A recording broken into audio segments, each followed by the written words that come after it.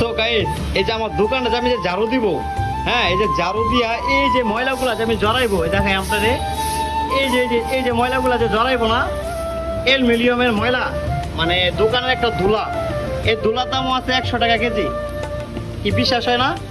এর ধুলার দামও 100 টাকা কেজি আমি বিক্রি করি। এই যে এটা হলো এই যে অ্যালুমিনিয়ামের এই যে কাঁটার যে একটা অংশ বাইরে গুঁড়াগুলা, মানে সিটে সাইডে যা গুঁড়াগুলা, এই গুঁড়াটাও আমি 100 টাকা কেজি বিক্রি করব।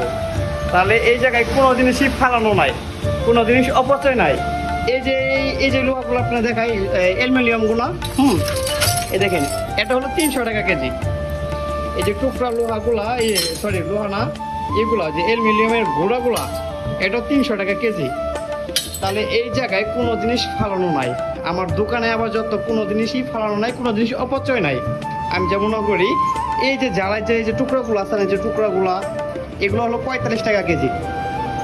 এই যে টুকরাগুলা আমরা জ্বালাই করে যে ফালাই দেই, এই টুকরাগুলো 45 টাকা কেজি। আর এই গুঁড়াগুলা হলো 100 টাকা কেজি। তার মানে এই দোকানে কোনো জিনিস অপচয় নাই, বুঝতে পারছেন?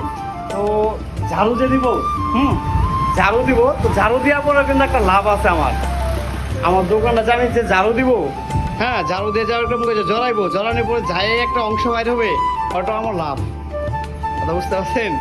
আসলে ব্যবসাতে বরকত আছে, আল্লাহ পাক বরকত দিয়ে দিছে। সবার ক্ষেত্রেই হয়, সব কিছু না কিছু বরকত দিবেই আল্লাহ। আসলে ব্যবসা এমন একটা জিনিস, বরকত হবেই ইনশাল্লাহ।